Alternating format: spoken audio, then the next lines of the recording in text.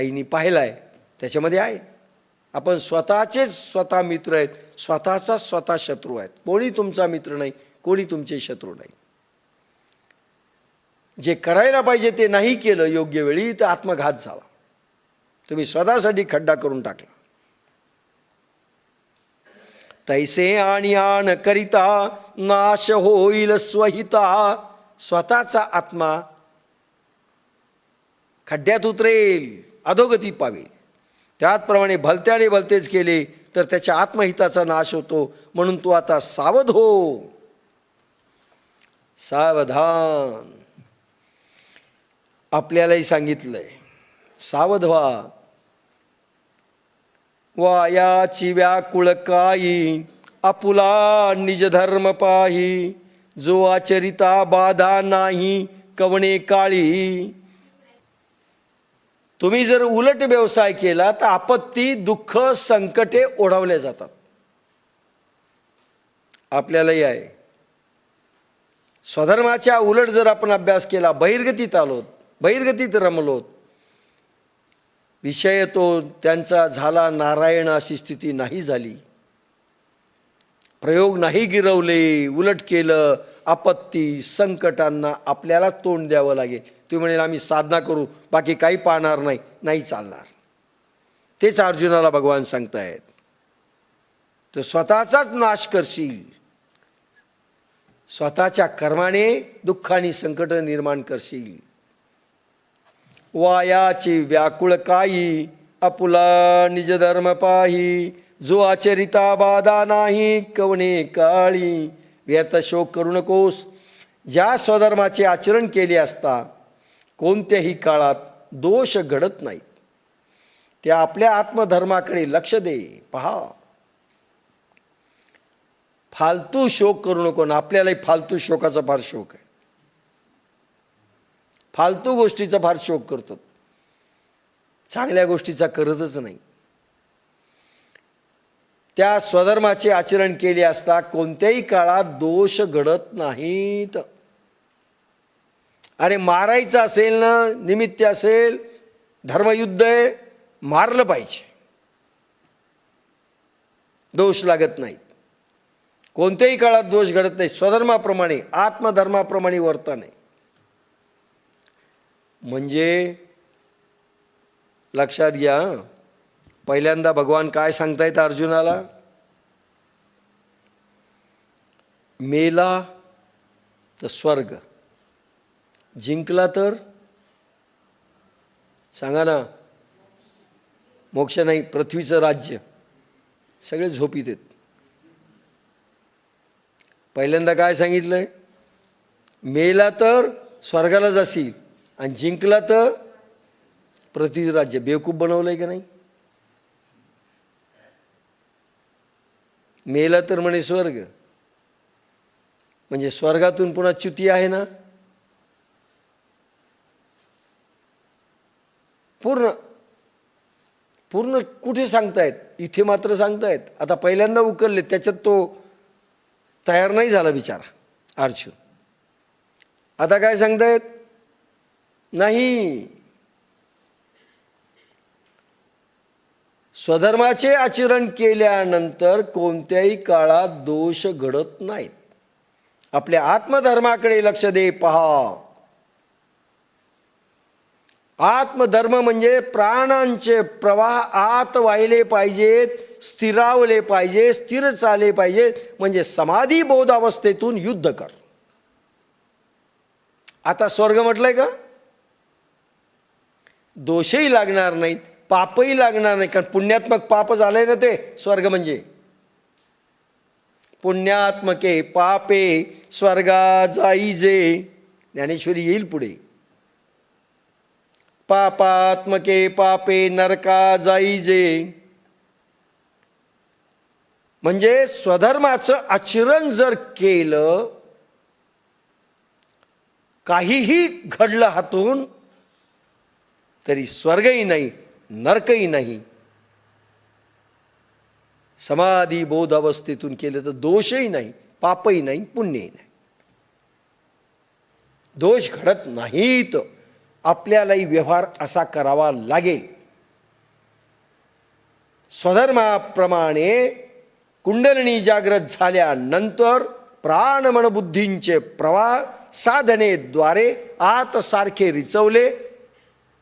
जोपर्यंत रिचवत नाही तोपर्यंत विषय तो त्यांचा झाला नारायण. असे प्रयोग येतील, मी सांगेल ते प्रयोग केले, जसजशी ओवी येईल तसे सांगेल. तर पाप लागत नाही, स्वधर्माप्रमाणे आचरण होईल, संसार करून मुक्त व्हावं.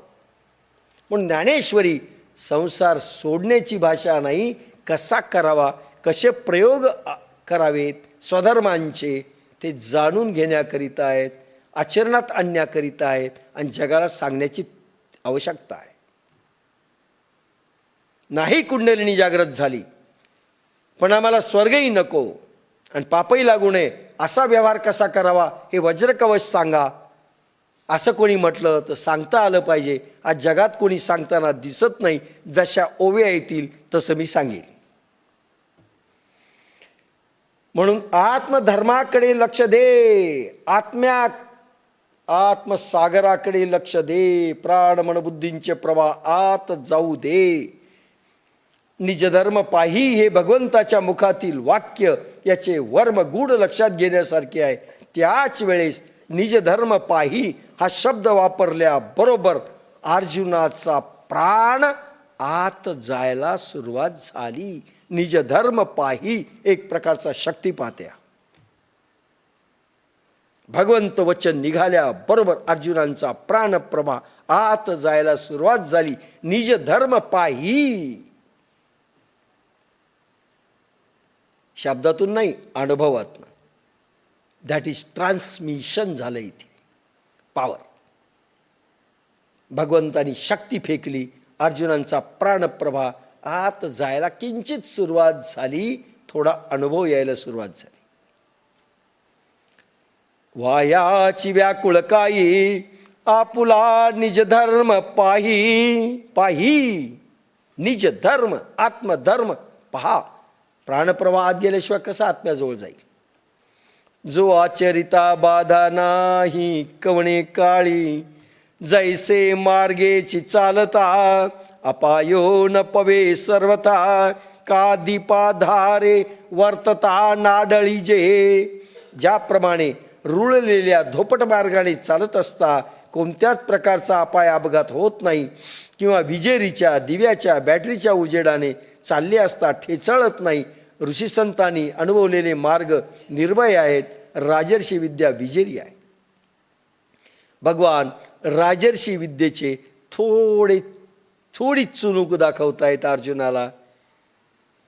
आणि जैसे मार्गेची चालता अपायो न पवे सर्वथा. स्वधर्माचा मार्ग, मी जो निजधर्माचा अनुभव तुला देत आहे अर्जुना, दिव्य शक्तीच्या झोतातला आहे, कुंडलिनी शक्तीमधला आहे. प्राणप्रवाह ऊर्ध्व होत जाणार आहे, ऊर्ध्व केलेला आहे थोडासा अर्जुनाचा. म्हणून दीपाधारे शब्द आहे. नाडळी जे, अपाय होणार नाही, हा रुळलेला मार्ग आहे. नवीन मी मार्ग सांगितलेला नाही. ज्ञानेश्वर देखील म्हणतात नवीन नाही. वेद मार्गे मुनी गेले तया मार्गे चालिलो. ज्ञानेश्वर अभंगात सांगतायत, वेद मार्गे मुनी गेले तया मार्गे चालिलो, न कळेची विषय अंधा म्हणून उघड बोलिलो. विषय अंध लोकांना कळत नाही म्हणून मी उघड बोलायलो. जो गुप्त होता मार्ग, त्याच मार्गाने मी चाललोय. आणि भगवान देखील म्हणतात, जैसे मार्गची चालता. कोणता? हा राजर्षी विद्येचा, बुद्धियोगाचा जो मार्ग आहे, हा चालत असताना अपाय होणार नाही. दिव्याच्या बॅटरीने, म्हणजे राजर्षी योगाच्या दिव्य शक्तीच्या बॅटरीच्या लाईटने पूर्वापार चालत आलेल्या मार्गात तो ठेच लागणार नाही, अपाय होणार नाही. तू भिवू नको. तया परी पार्था, त्याला स्वधर्म म्हटलंय. स्वधर्म म्हणजे ते मार्ग जे विजेरी आहेत, दिव्यत्व प्रगट करतात, सर्च लाईट सारखा प्रकाश दाखवतात आपल्याला. म्हणजे झोपलेले मार्ग नाहीत, शब्दांचे मार्ग नाहीत, प्रत्यक्ष अनुभवातले मार्ग. दीप शब्द आहे. तया परी पार्था स्वधर्मे राहटता, सकळ काम पूर्णता सहजे होय. काय वाक्य आहेत? तया परी पार्था स्वधर्मे राहटता, वरीलप्रमाणे पार्था स्वधर्माला अनुसरून वागले असता त्याच्या सर्व प्रकारच्या इच्छा आपोआप पूर्ण होतात. स्वधर्म, सर्व प्राण मन बुद्धी आणि अहंकार हे चारी प्रवाह एकत्र होऊन आत्मसागरामध्ये बुडी देतात, शरणागती पत्करतात, शरण होतात. त्यावेळेस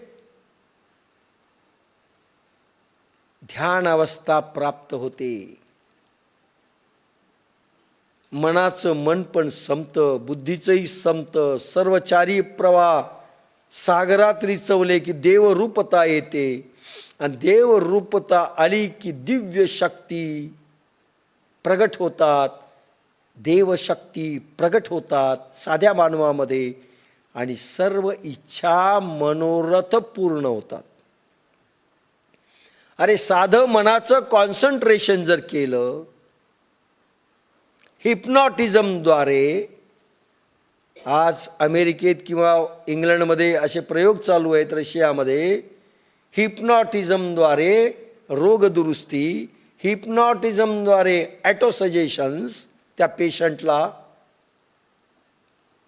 एक प्रकारची बेशुद्धी करून नंतर सजेशन देतात, तू आता दुरुस्त होत आहेस, तू आता व्यसनमुक्त होत आहेस.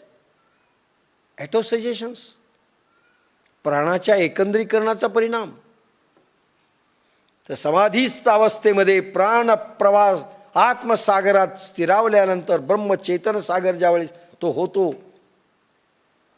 त्यावेळेस पूर्ण दिव्य शक्ती भगवंताच्या प्रगट होतात. त्याला काय होऊ नये हो? सर्व कामना सर्व इच्छा पूर्ण होतात. आपल्या का होत नाहीत? आपलं मन चंचल आहे, आपलं मन विषयात धावतं, आपलं मन बाहेर धावतं, बाहेर गती घेतं, केंद्रीकरण होत नाही. अभ्यास देखील साध्या पोराचा होत नाही, मन लागत नाही म्हणे, मन लागत नाही. आणि मन नाही लागलं की एवढा अफाट मन आहे, मनामध्ये मनाची अगाध शक्ती आहे.